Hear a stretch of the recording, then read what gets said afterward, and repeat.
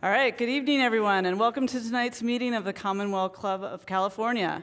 You can find us at commonwealthclub.org, see our videos on YouTube, and catch up with us on Facebook and Twitter. I'm Clara Jeffrey, the editor-in-chief of Mother Jones, and it's my great pleasure to introduce to you someone who needs no introduction, Chris Hayes, the host of MSNBC's All In with Chris Hayes, editor-at-large of The Nation, and author of a new book, A Colony in a Nation. They gave me a lot of bio stuff to read. Chris has a long and impressive resume, but I'm going to pick out a few parts that are most relevant to this discussion. Chris grew up in the Bronx, where he went to Hunter Public School in Manhattan, where I must note that he directed Lin-Manuel Miranda's first musical. Chris's first book, The Twilight of the Elites, America After Meritocracy, was about how people were losing trust in institutions such as government, media, and academia, and how that could give rise to authoritarianism, so yeah. I'm sure with equal foresight, his book, A Colony in a Nation, Chris describes a country where there are really two Americas. In the nation, where police are accountable and the law mostly works, and in the colony, where the police are an occupying force that metes out arbitrary justice and exploits the colonists. So we're going to discuss all this. Please give a warm Commonwealth welcome to Chris Hayes.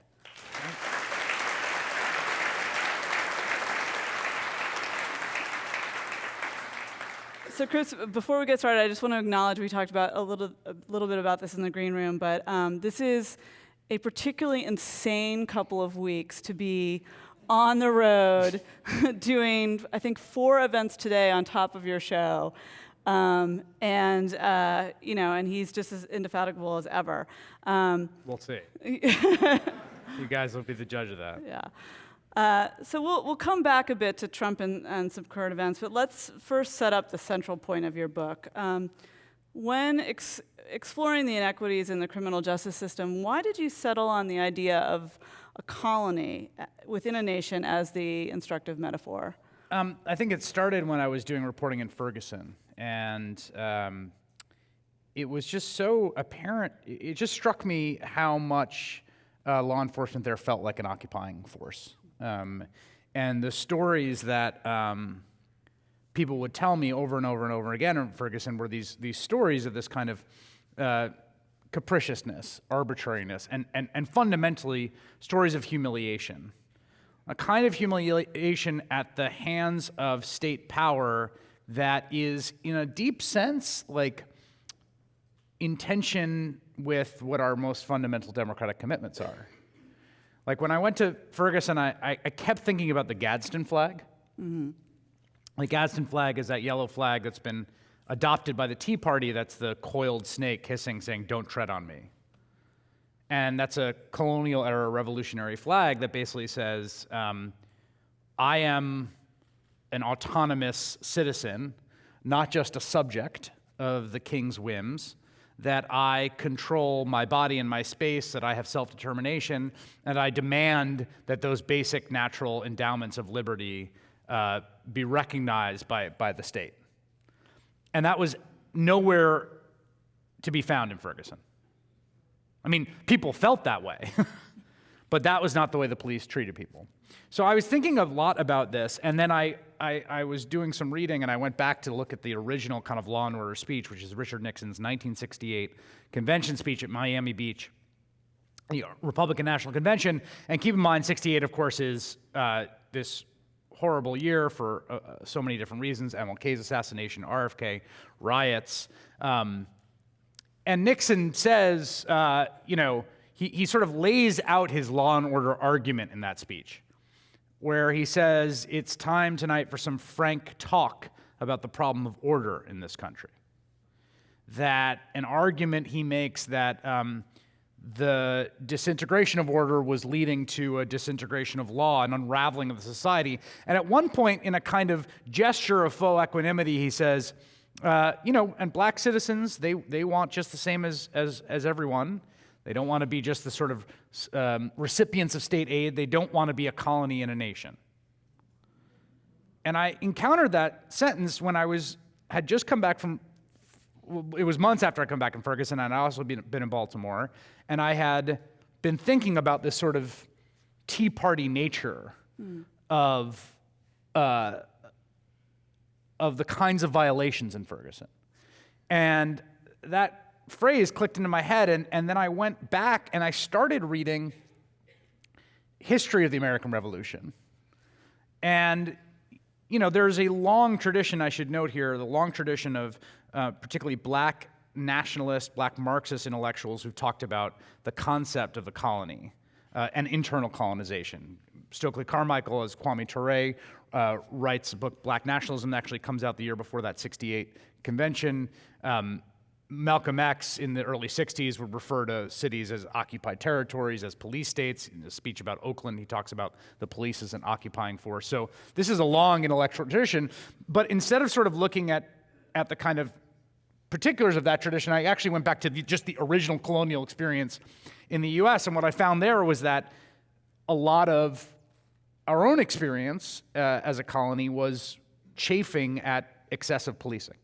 Yeah, you talked about how the British authorities inflicted something kind of like stop and frisk on American colonists, and how in part that was due to an illicit system that had grown up to sort of get the colonists what they needed and wanted. Can you tell us a little bit about that? Yeah, I mean, in the colonies, right, so the British set up this kind of mercantilist empire that, according to the logic of mercantilism at the time, the entire point of it, right, is to expropriate resources, to control these domains, and then to use tariffs to extract revenue from all the exchanges. It's the reason, for instance, that years later, right, Gandhi would lead civil disobedience of weaving cloth or making salt because the British banned that because they wanted captured markets to have to deal with the British and pay the tariffs on that. So you couldn't get legally goods in the colonies that came from outside British territories, largely. That meant Madeira wine from rival Empire Portugal, which George Washington loved and drank illegally. But chiefly, it also meant molasses. Now, molasses is coming from the Dutch Indies, mostly, another rival power. And molasses is the input for rum. Rum is the biggest product in the colonies. In fact, it is the economic lifeblood of the colonies, and it's all running on smuggled illegal goods. In fact, it's not that different than the way drugs operate now. The state decides a certain good needs to be prohibited or sort of regulated out of existence. Demand still exists for that good in spite of the state's decree, and a black market rises up to fill the demand. So you have this smuggling economy that is the lifeblood. The Brits sort of realize this, and they don't actually enforce it that much. You have this huge smuggler class that includes people like, for instance, John Hancock, who maybe you've heard of, right? So this isn't just at the margins, this is at the core of it. And then after the 7 Years' War, the French-Indian War, when the Brits find themselves in this deficit situation, they decide that they're going to make up the revenue shortfall by enforcing the customs laws. And this inaugurates what Clara referred to, the first stop and frisk era. They start cracking down, searching every boat. They start seizing goods and bringing customs cases, and it drives the colonists crazy. The colonists respond by beating to a bloody pulp customs officers, dragging them through the streets and tarring and feathering them, stealing back confiscated goods from the custom house when it's taken, jury nullification. Customs officials complain they can never get juries to convict on customs charges because no one thinks it's a crime. And you see this escalating sort of war on smuggling, this escalating form of increasingly draconian police enforcement. And the colonists recognize this as a kind of fundamental threat to their dignity and humiliation. When they start bringing in the naval officers and naval ships to militarize the police, Benjamin Franklin talks about how you're converting the brave sailors of your navy to pimping tide waiters. And he says, oh, this will work admirably. It's really interesting to have read that history through your eyes, and then when you jump back to Ferguson and talk about how when the Department of Justice's report came out and we realized just how much the mostly black populace of that city was wrung dry by fines and fees and tickets and court costs, and that it wasn't a surprise to them, of course, they were living it, but it was a surprise to the rest of America, or at least white America, and even I think the white citizens of Ferguson. Yeah, the DOJ report on Ferguson, which essentially describes a kind of extractive regime, not unlike the one that I just described, in which policing is primarily not for public safety, but to extract revenue. That report is about 60 or 70 pages. It's online, and I would urge everyone to read it because it's so shocking. It's so shocking partly because no one tries to hide it. No. It's like the city manager says to the police chief, like, when do you think you can get that revenue pipeline set up with the new enforcement corridor in this part of the city? Meaning, like, we're short, we need money, so you need to go out there and hit this ticket quota.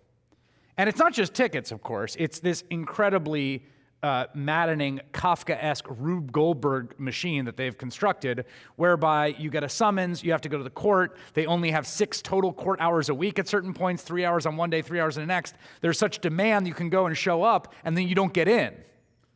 You then get fined for missing your court date. There are people that start out with a simple parking violation who end up owing $550 and doing time in jail because eventually, right, there's a warrant out for you.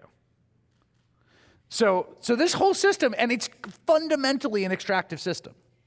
You know, and I think it's worth noting that, as you write in the book, that this is not just Ferguson. You speak quite eloquently about how broken windows policies establish a whole new legal system around low-level offenses. So we have folks like Eric Gardner arrested and then killed for selling Lucy's, or someone walking down the street like Michael Brown, or the taillight violation of Walter Scott or Philando Castile. I mean, how deep do we think this system of shaking down certain parts of our country is for revenue on that front?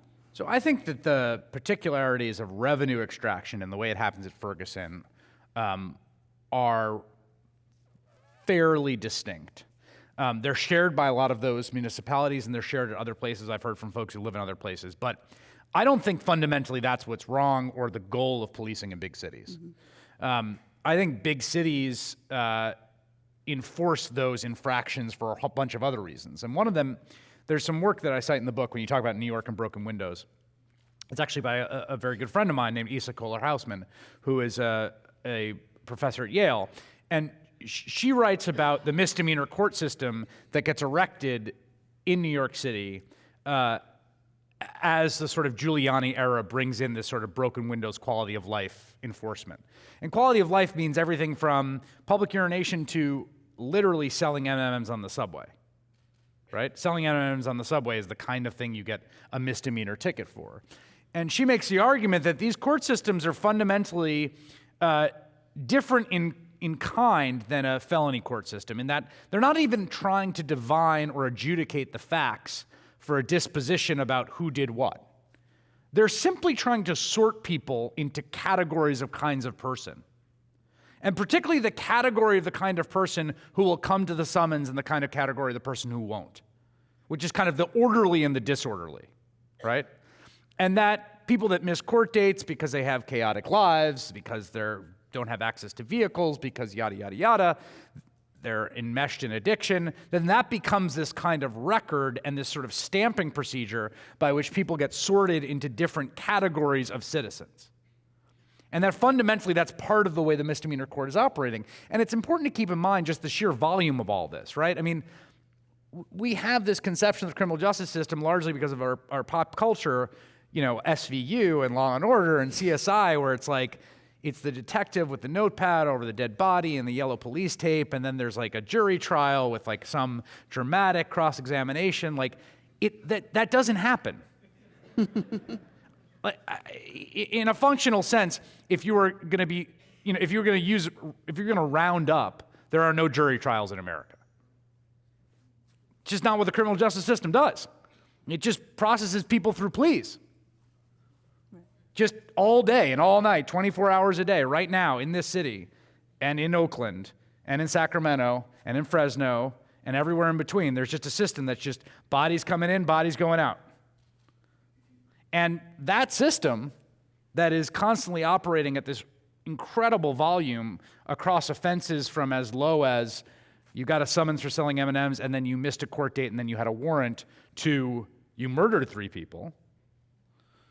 That system, the way it operates, is very hard to square with what our conceptions of procedure and constitutional rights are, particularly as enshrined in the Bill of Rights. Is there much evidence that broken windows policies work to reduce crime? It's a great question, and it's a complicated answer. The statistical context for this is that between 1966 and 1991, there is a massive crime wave that takes over all of the country. It is in areas large and small, and it basically peaks in the sort of crack years, which is roughly about 88 through 91. In 1991, there are roughly around 2,300 murders in New York City. By last year, there's 350. It's a remarkable decline.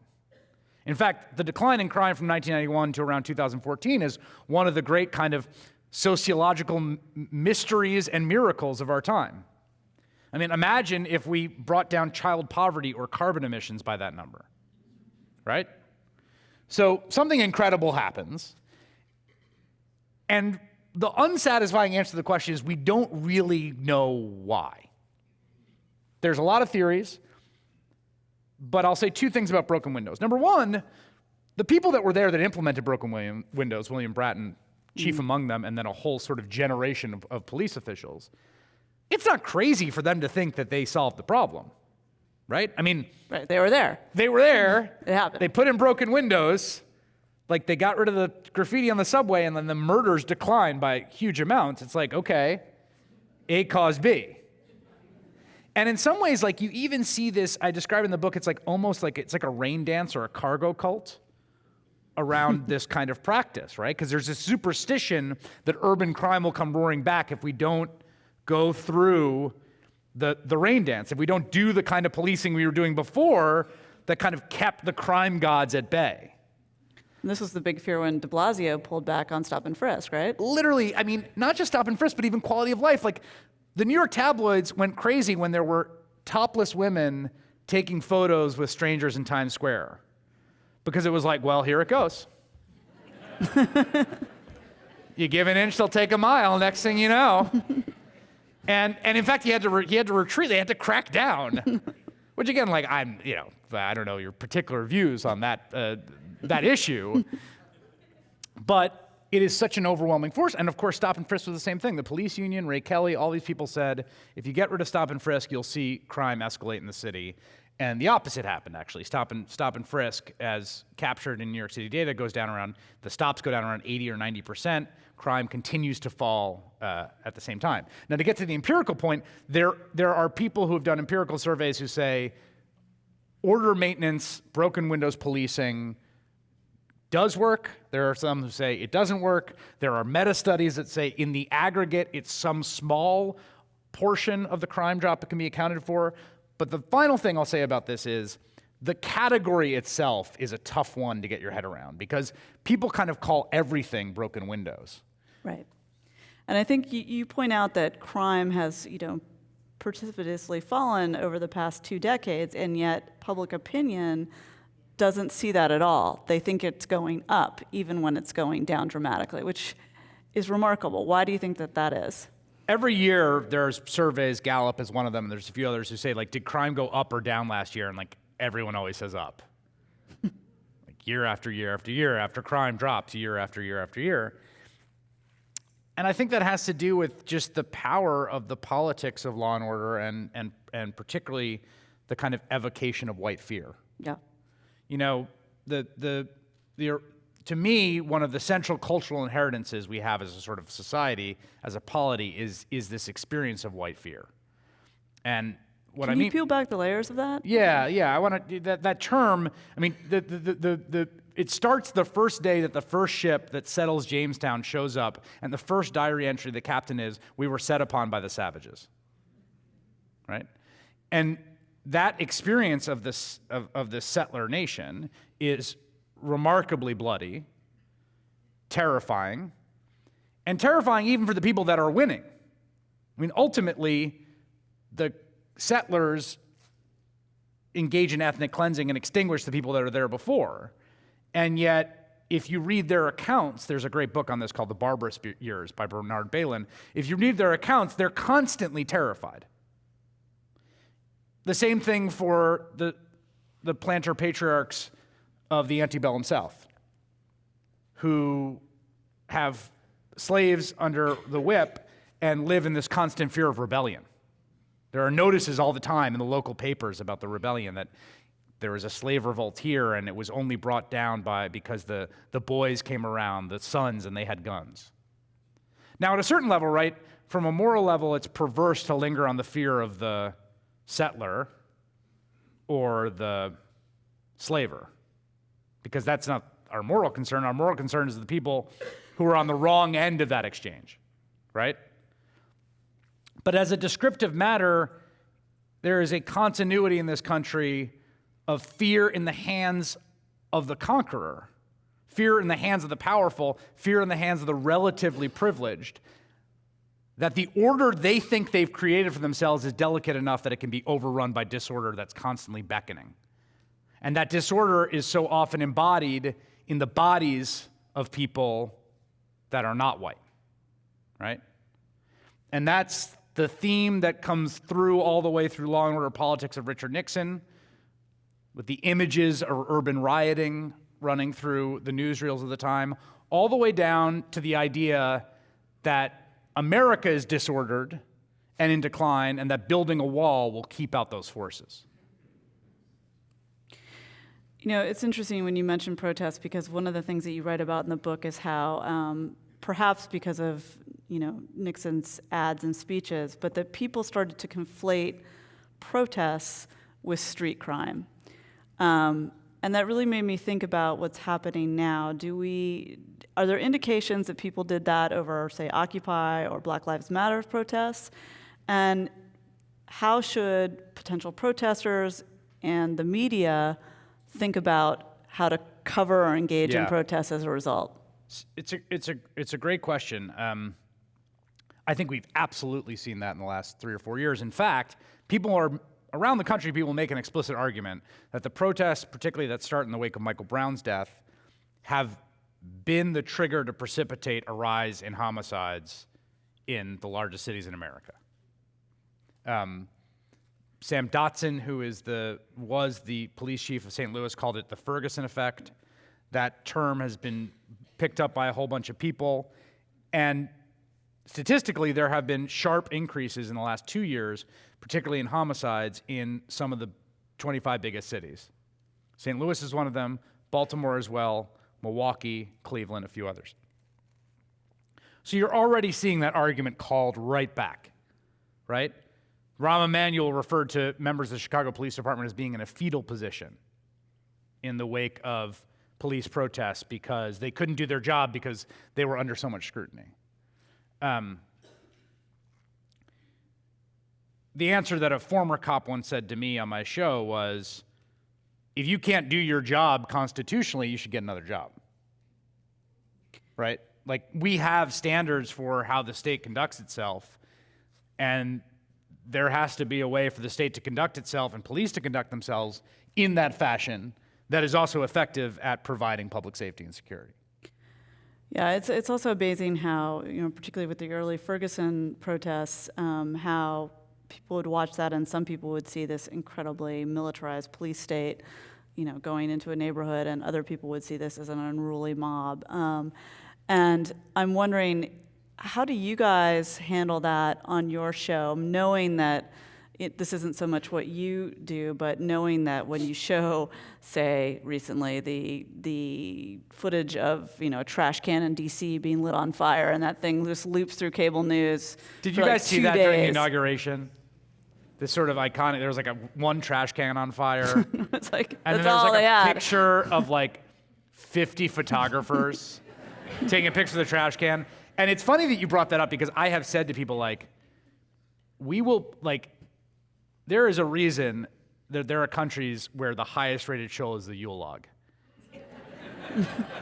Because if you put something on fire, man, a camera loves fire. Like, you light something on fire, we will stick a camera on that thing. And it cracked me up when I saw that trash can, because it was like exactly the rule. It's like, whoa.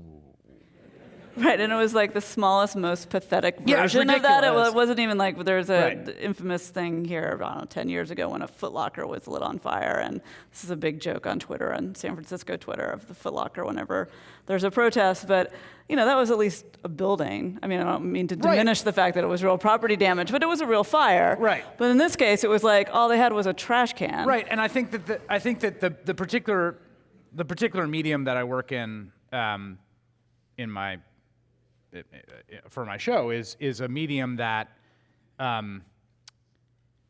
has formal incentives and market incentives to elevate spectacle over context.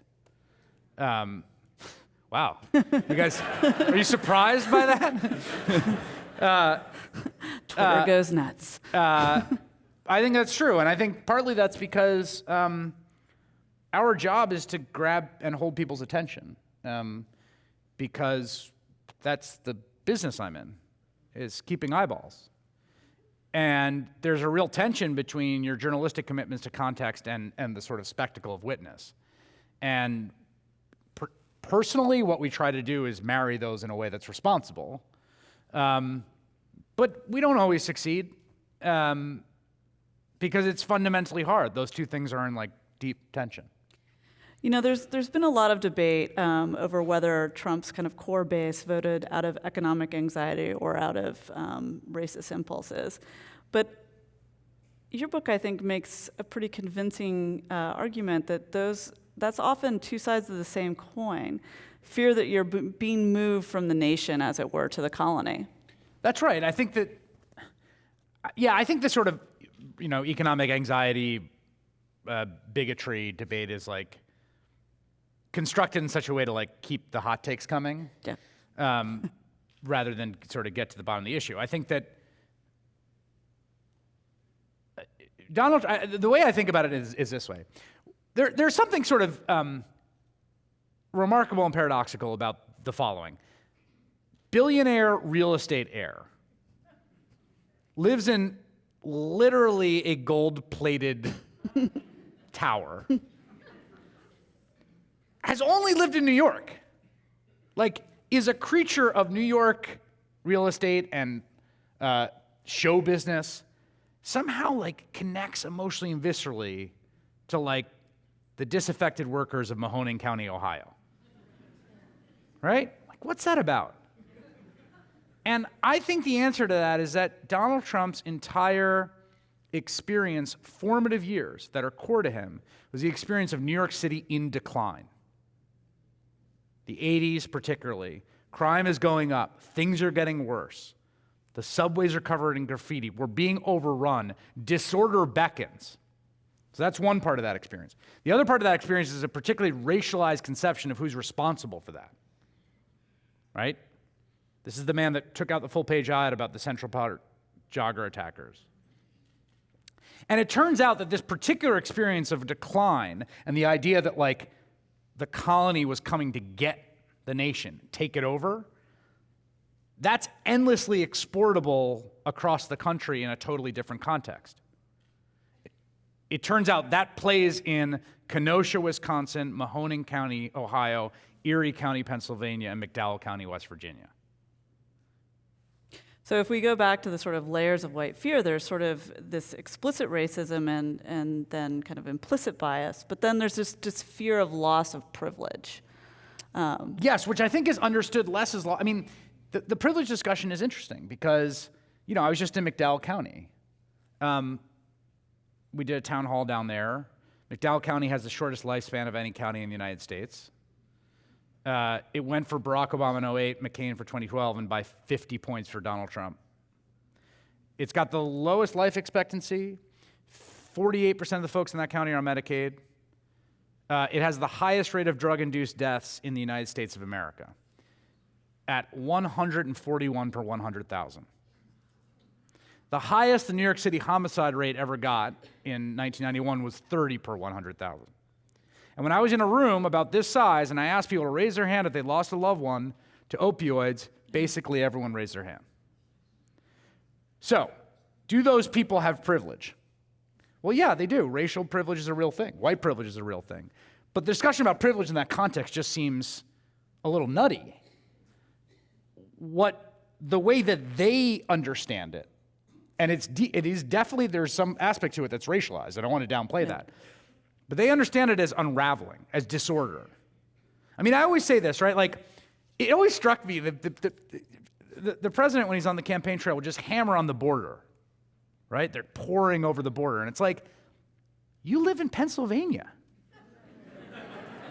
Like, why do you care? Like, what are they going to do? They're going to come across and then, like, come to your town and get a job? But it was because the border was a symbol of this decline, disorder, lack of control, that things are not in your control, that there's this outside force that's sort of penetrating, invading, unraveling, pulling apart. That's the kind of like neurotic substrate in that rhetoric that's so powerful. It's not, because it's not about the border. Like, it doesn't matter what's happening at the border if you live in Wisconsin. So I just want to remind everyone that you're listening to the Commonwealth Club of California program. Our guest is Chris Hayes, author, MSNBC host, editor-at-large of The Nation. I'm Clara Jeffrey, your moderator for the program. And you can catch Commonwealth Club programs on the radio and on YouTube. And of course, follow us on Twitter and Facebook. I want to return to the opioid epidemic because I think it's going to be a really interesting moment to see if the compassion amongst white people, frankly, of kind of all classes towards this epidemic is very different than we saw during the crack epidemic. Do you think that this has the potential to really change the conversation about this element of law and order? I think it does. There was a great New York Times article about this called When Addiction Has a White Face, and it was about the sort of different ways that the rhetoric, particularly political rhetoric, is centered around opioids versus crack, right? And you saw this really in the town halls in New Hampshire, which were fascinating because, you know, the candidates didn't go there being like, let's talk about opioids, but they went up there to talk to voters, and then people get up and talk about opioids. And next thing you know, you had kind of candidates engaged in a sort of like empathy off about how, you know, this viral clip about empathy versus this viral clip about empathy. And I think there's a genuine sort of rage and frustration for folks that lived through the crack years to watch this happen, because the way that crack addicts and people in the throes of that addiction were talked about was the most sort of despicably dehumanizing language you could imagine, right? So there's a sense of like, okay, now it's white America that's being hit by this epidemic. People of relatively high social capital in some cases. We're going to get a different approach. We're going to get treatment as opposed to punishment. And I still think that's an open question, frankly. Because I think the punishing impulse is so strong. I mean, Joe Manchin from West Virginia is talking about launching a new war on drugs. Like, that's not the new rhetoric. A war gets fought with bullets and tanks. So if he's talking about a new war on drugs, that's about that same sort of punitive impulse. And I agree with you. I think it's a fascinating moment to see which way we go in addressing what's happening with opioids, which, by the way, I just want to say, you cannot overstate the magnitude of what's happening right now.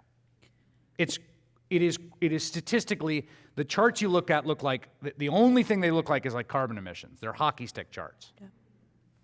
And I think here in San Francisco, we see it in all forms, but we see it manifests itself most evidently in the homeless population that we have here and how that has gotten larger and you know, that it is it is not just confined to the small towns in West Virginia, that we're seeing it kind of across the country in every kind of way. And I think when people start to put that together, it really is startling. You know, the last few years have been a really painful examination of police misconduct. But you mentioned that part of that dynamic is that maybe we expect too much of our police.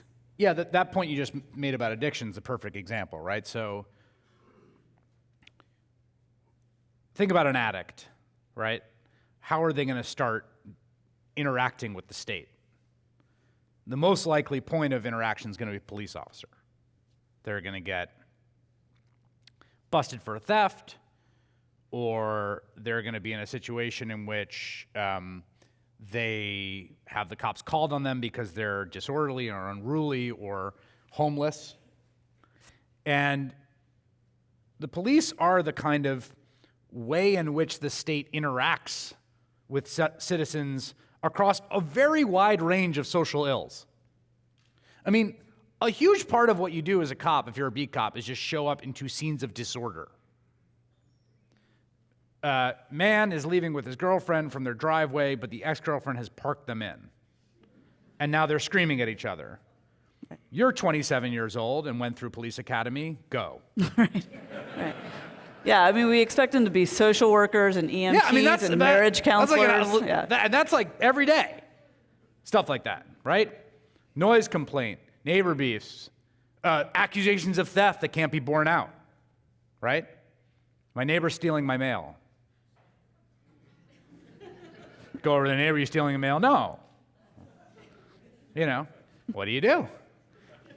And so there's a degree to which, like, the amount of latitude the police officers have, the degree to which they sort of have to kind of survive by their wits and their authority in every situation, because really all they have is, you know, they have their voice, they have their body, they have their badge, and they have their gun. And underlying all of that is not only the fact that police are the people we call in all these situations, they're the people that are sort of the front lines of this, but we also are in a country with 300 million guns, which means every one of those interactions, from slightly comical ones, from, you know, are you stealing your neighbor's mail, to much more serious ones, you never know if the gun's going to come out. And in fact, that's what police officers train for. And that, I think, you know, is my contention in the book, it fundamentally alters the psychology of policing. You actually went to a police training facility and put yourself through use of force and implicit bias trainings. Can you just talk a little bit about what you discovered? Yeah, there's these, like, you know, these virtual reality trainers where you have like a retrofitted Beretta that fires an infrared beam, but with actual action, and you have this thing put on you where you can get a shock, and you have these scenarios that the sergeant who is the trainer is controlling, where, you know, you show up and there's a guy. So the first one I show up is there's a guy in an empty lot standing in the back of a pickup truck tossing cinder blocks out of it. Is that illegal? I don't know. I guess. Would a police officer in my position, who's like right out of the academy, know? I don't know. But I show up and I try to command, you know, authority. I say, you know, what are you doing? He's, I knew you guys would get called. My friend told me I could dump here. Okay. I'm going to have to ask you to stop. No, I don't want to stop. Would you put the cinder block down, sir? Yeah, I'll put it down. He raises it above his head. I draw my weapon. So the police sergeant's like, did you need to draw the weapon? Like, no, I'm standing far away that he's not going to hit me with the cinder block. And in some ways, you know, I should say this because it's important that these training things there is a slight kind of PR propaganda aspect to them, because it's a way for police departments to try to get. They wanted the liberal media host to come in. Right. They want you to think like, oh, not so smart now, buddy. Right? Like, it's real easy to second guess. It's much harder to do. But there's also some truth to that. But the other thing about it was that, you know, part of the difficulty here in terms of the training regime is if you've ever gone through any kind of workplace safety training, right? It focuses on the most sort of catastrophic stuff, necessarily. So at the beginning of every flight, right, you talk about what to do in the case of a crash. But, airplane travel's inordinately safe. It's incredible, and we very rarely crash, so do that. And that's true in factory work, it's true in lumber yards, and it's true in this case in that what police train the most for is the most catastrophic thing, which is being the subject of violence, shot and killed. But in training for that, disproportionately, you are producing a kind of conception of threat that is quite elevated. And I think that has a real effect. Again, the numbers that you mentioned and that bear out across the country about the proportion of, training to use a gun, training for other kinds of force, and then anything that's about de-escalation are startling. Yeah, it's basically, about 10% of the total training time goes to, de-escalation, sort of verbal jujitsu. And I've interviewed a lot of cops, and I've been talking to cops for over the course of the last several years reporting on this stuff, and I have them on my show a lot, and there are people that I'm in kind of constant dialogue with, and they will say, there's a guy, Steve Osborne, who I quote in there as an incredible character, a great writer too, actually, he's written a few books, that when you see a cop who can really use their words and control a situation, it's like a magic trick. When a police officer can walk into one of those disorderly situations and kind of use both a projection of authority, cajoling, jokes, empathy, listening, their voice to bring that situation to a resolution, it's incredible. But again, that's hard. And it's just not clear to me, is that the thing the police should do? Well, it sort of goes back to that kind of the central premise of your book, that there's this inclination to then sort, I imagine, in part thinking that will make the job easier. These are the people who are going to be disorderly and troublemakers. These people are probably okay. 300 million guns in the world. They probably have more of them.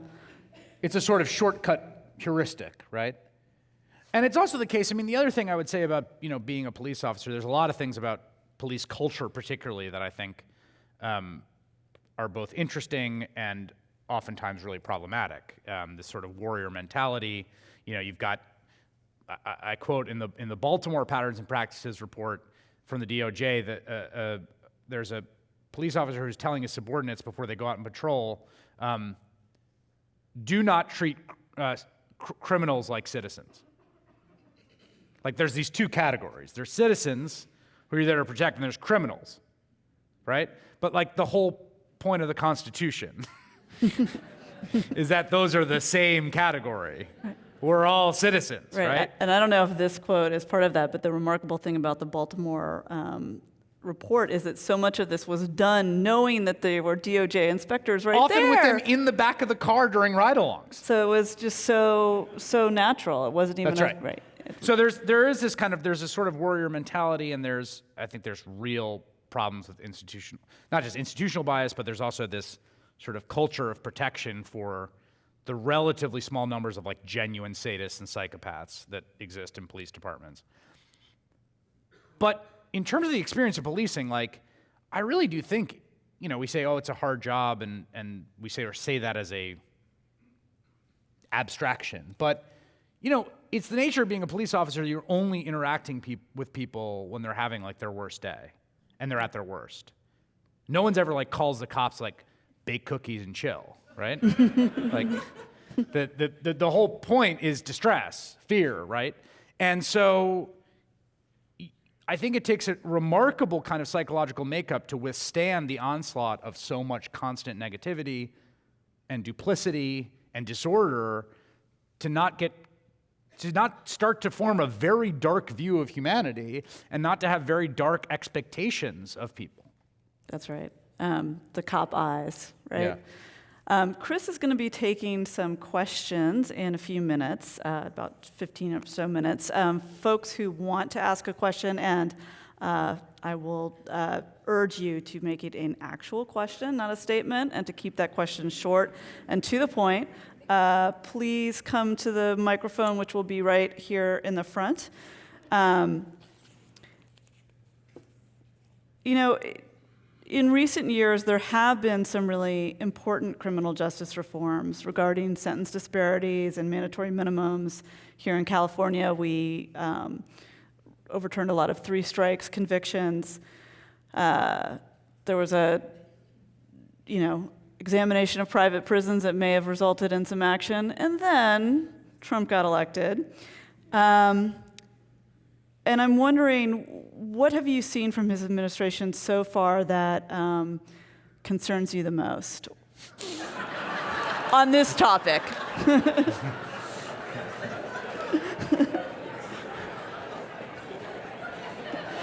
We got 15 minutes. I mean, the correct answer is it rhymes with schmooklier modes. On criminal justice reform. Yeah. I think that to me, what is the most worrisome is just that the sort of full embrace of the rhetoric, the appeal, and the categories of this sort of law and order mindset. There's been a few executive orders that are bad, but are bad in a way that's at the margins because they're executive orders. But there's really bad stuff that the Department of Justice can do, particularly on states' experimentation with marijuana legalization. I mean, if they wanted to, basically the DOJ and the FBI could just render that impossible. It wouldn't take that much to just start going in and raiding the Colorado industry and just saying this is a violation of federal law and prosecuting and locking people up. But to me, one of the things I think it's really important to keep in mind about criminal justice system is there is an instinct to federalize it in our minds. There was so much discussion about Bill Clinton and the crime bill, particularly during the Democratic primary. Do you guys remember the Democratic primary? So long ago. Seemed like the kind of crowd that just didn't really participate in that. And the crime bill, there's all sorts of ways in which I think it was a bad piece of legislation. But, mass incarceration, the system we have is the product of local decisions and local elections. So Donald Trump's the most worrying to me on this stuff from a rhetorical perspective.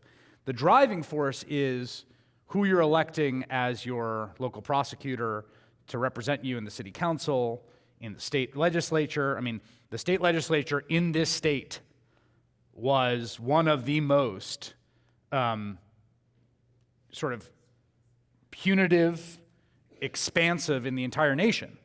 You guys built probably, the biggest one in the whole country, but you're the biggest state. But even relative to that, right, this state was ground zero for a lot of this.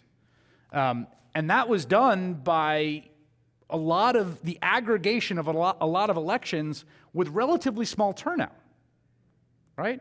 I mean, in some ways, for the folks that want to turn the ship around here, if you get involved in local prosecutor elections, you can have a disproportionate effect because not that many people vote in those elections, and not that many people knock on doors, and not that many people give money.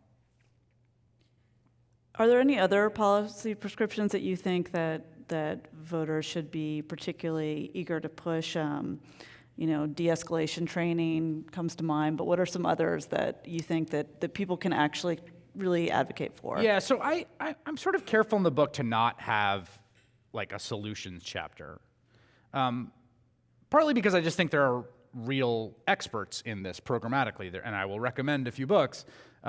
There's Project Zero, which is a group that's sort of grown out of Black Lives Matter that has some really interesting thoughts about, particularly on the training end. There's a book called Unwarranted by Barry Friedman that I would recommend that has some great recommendations. There's also a book called Locked In by John Pfaff, which is about the sort of empirical story of mass incarceration. And they all have great stuff. There's everything from getting rid of cash bail, which there's just this low-hanging fruit of all these people who are in jail because they can't afford to not be in jail. Which, if we're going to start somewhere, that'd be a good place to start, right?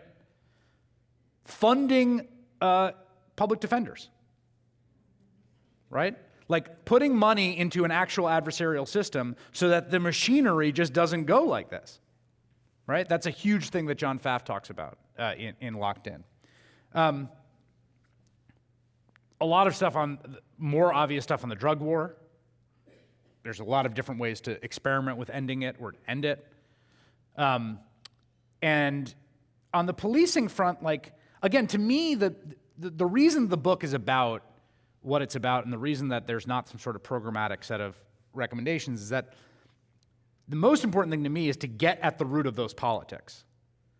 Because one of the hard truths of the current system as constituted is that it was not created by some special interests or some backroom deal.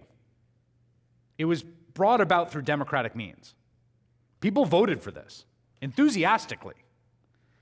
Political leaders got lots of votes and taught lessons to generations of subsequent politicians that you didn't want to ever be Willie Horton, right?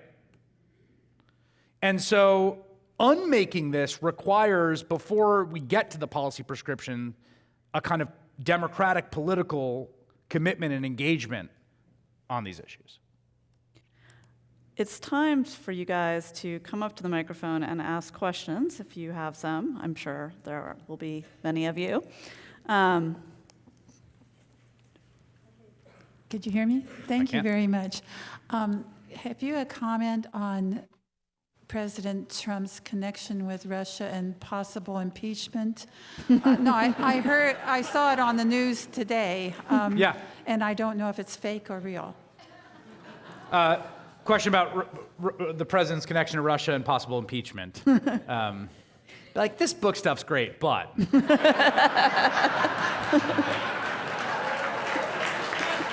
Yeah. So, I'll say a few things. One is, I don't know where this is all going. The basic facts of what happened in the election are sort of damning in and of themselves. There was a criminal sabotage conducted by a foreign state actor with a specific political intent. Its intent came to fruition, and at the same time that was happening, the person who benefited, Donald Trump, was sending all sorts of signals constantly in the public that they were going to be easier on that state actor. So sometimes I think, like, in the Occam's razor sense, right? If we're being good scientists and we're trying to have the most sort of elegant minimal theory that explains the facts, there doesn't have to be much more than that. Like, Donald Trump looked into a camera and told Russia to hack Hillary Clinton. Literally. So I don't, in terms of all the stuff about Manafort and Carter Page and Roger Stone and the investigations and the possibilities of cutouts and the possibilities of meetings, and Jared Kushner meeting with the head of a bank that was on the U.S. sanction list and has ties to the FSB, and I could go on and on and on. I don't know what it's all going to come to. I'm fascinated. I want to report it all out as much as possible and keep following the developments. I don't want to get out ahead of what the facts indicate. But I will say this about impeachment. I think from the moment that Donald Trump came down the escalator,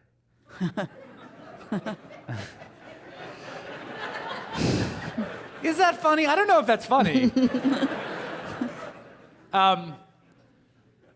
From the moment that he came down the escalator, there has been some desire, a willful desire for some deus ex machina that would end it all, right? That he would implode, withdraw, be denied the nomination. I've been through 100 rounds of this. And I do sometimes think that the impeachment desire is part of that same temptation, that there's going to be some deliverance from this. And I tend to think that the default assumption should be that Donald Trump will be the president of the United States for 4 years. And after a 4-year term, he'll stand for re-election. And if he materially makes people's lives better in this country, he will probably be reelected. And if he doesn't, he won't. And for the people that oppose him, their job is to mobilize themselves using all the nonviolent means of civil society to impose his agenda and make sure that he's not successful, as opposed to wishing to be delivered from it through some other means.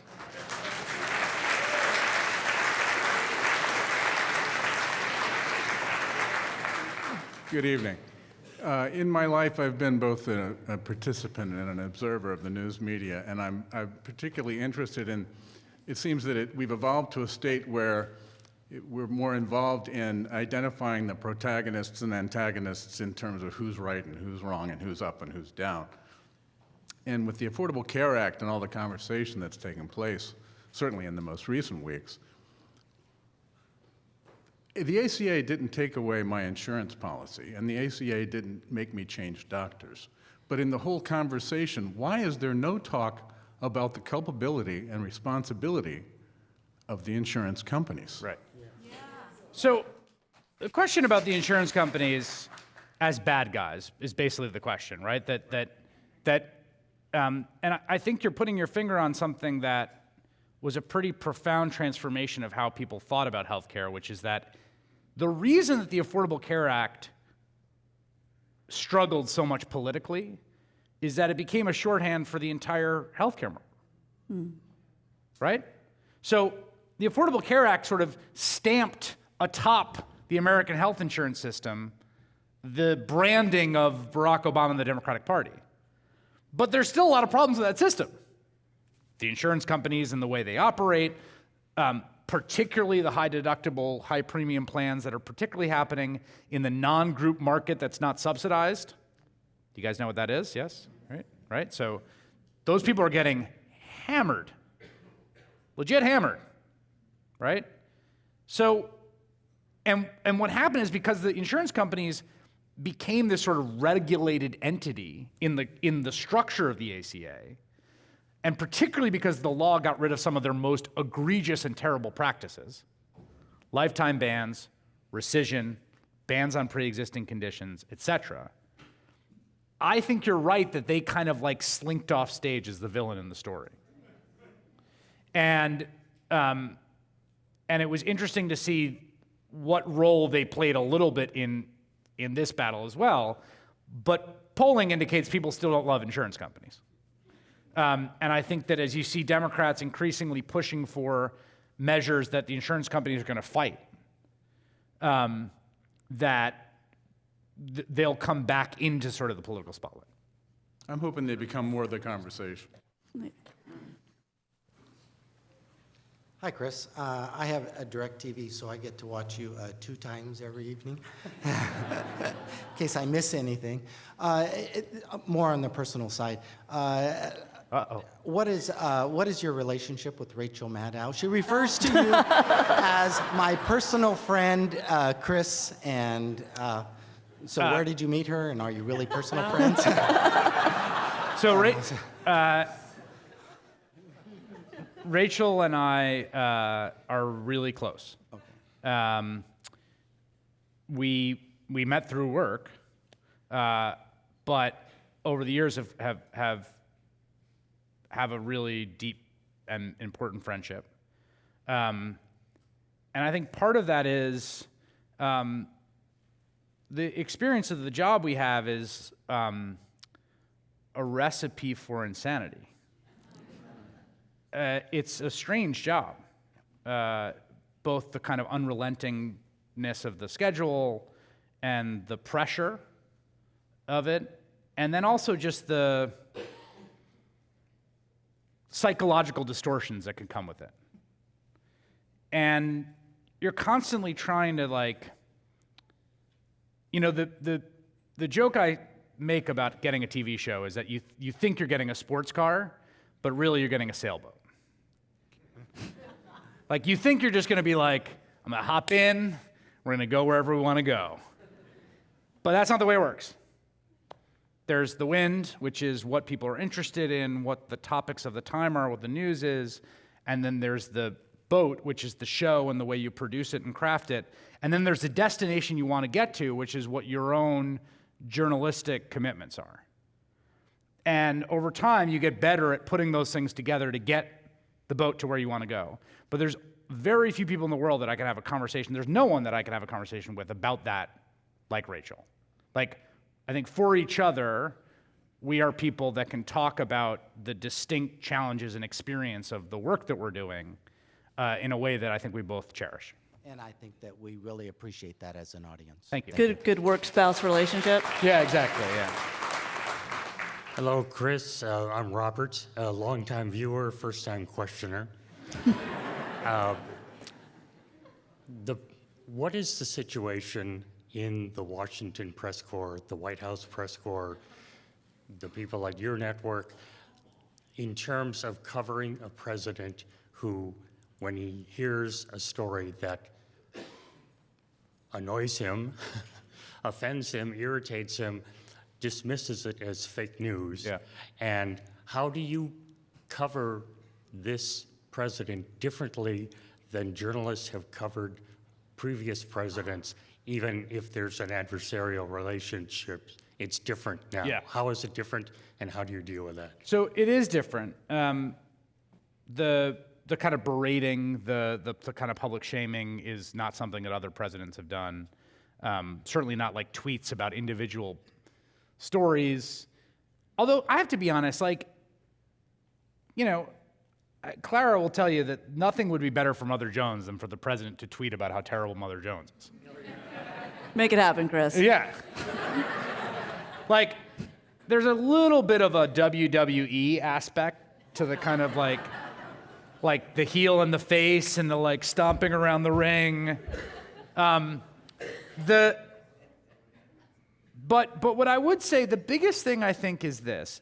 There's just the insanity of the gaslighting. Like, just all politicians and seats of power will lie and dissemble and obfuscate and mislead. But they don't do it about like things that are in front of your face or easily checkable. Because they want to preserve some credibility in a kind of tactical sense for like the next round of lying. Right? Like it's a in game theory terms, it's an iterated game. It gets played over and over, right? So you want to kind of maybe save your big lies for later down in the game. 70 days in. That's right. So that's different. And then there's also this thing that I find really bizarre. You cannot trust the White House on anything, and by anything I mean mundane and banal logistical facts. Right? So like there's some degree which you should always be skeptical of people in power. But also like to do your job in the White House press corps, it's like, what's the president doing today? Well, at 4 he's doing this, and he's meeting with, and then here's a readout of a call he had with a foreign leader, right? Like, even that stuff is untrustworthy. They said the president was going to his golf club in Virginia for meetings, and then he shows up in pictures on Instagram in cleats and a white glove. And it's like, you lied about that. And that just actually just makes the job, even in a logistical sense, it makes the job more difficult. I think we have time for essentially 2 more questions. Go ahead. Okay. It seems, Chris, hi. It seems the country is more and more inclined towards a quick fix for everything. And yet we've seen that everything moves slowly. That's very important. How can we get to the point where we understand that everything needs long-term solutions and long-term planning? It's a great question. I mean, I think there's a certain short-termism that is the nature of the human condition and all democratic politics. I think certain things that require very long time horizons, particularly in terms of carbon pollution and climate change, are just incredibly difficult to sell to people conceptually. I don't know the answer to that, but I will say this in defense of the people. I think part of the short-termism is due to the fact that huge swaths of America are not seeing material improvements in their standard of living. That becomes the pressing thing. It's selling a long-term plan to McDowell County right now is a little tough because it feels like what's happening right now is very pressing and severe and kind of a crisis. So I do think that generally making people's lives better, improving the standard of living for particularly large swaths of the working class and the basically bottom 80% of the income distribution, would facilitate making it easier to have a more long-term perspective. Thank you. Hi, Chris. I just finished Twilight of the Elites, and toward the end, you talked about how a lot of social and political change came from people coming together across seemingly different factions. Yep. And I was wondering if post-Trump, if there are places where you see that happening now. I think that I think there's been an incredible reinvigoration of civil society in the wake of the Trump election. And I think there's been a lot of fascinating coalitions that have been built. I mean, I remember in the run-up to the Women's March, there was all this stuff about like, oh, they're being too particular about their particular theory and intersectionality, and what if I just want to support them? And then it was the biggest protest ever. So that's already building across certain lines. But I'll say this as the sort of final thought.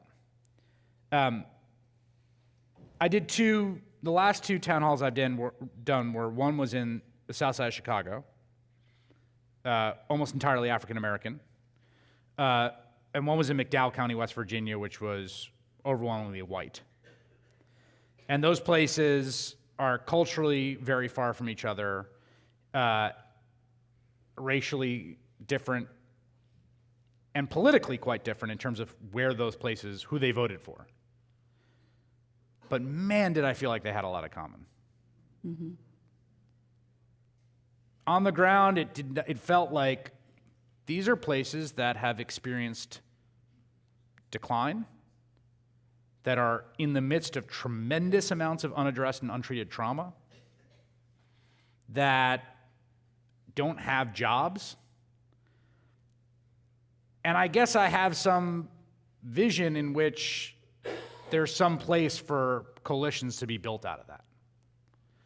That there's sort of two possible directions to go, particularly as we see a lot of what's happened, particularly for large swaths of rural and white working class America, which is that in the midst of experiencing this decline, which has been going on for a while but is very severe right now, you can double down on keeping what's yours and building walls and boundaries to protect you. Or as your experience begins to share some of the features of folks that used to be on the other side, there's the early possibility of solidarity. And that's, I think, our only hope. I think that's a perfect place to end this. I'm sorry, I know other people would like to ask questions, but I just want to thank Chris Hayes, host of MSNBC's All In with Chris Hayes, editor-at-large of The Nation, the author of the new book, A Colony and a Nation, which, if you have a copy, you can come down to the center and Chris will sign them. I'd like to thank our audiences here on radio, TV, and the internet. This program is part of the Commonwealth Club's Good Lit series, underwritten by the Bernard Osher Foundation. So please, again, if you want to get your book signed, come down to the front and people will help make that happen. I'm Clara Jeffrey, editor of Mother Jones, and now this meeting of the Commonwealth Club of California is adjourned.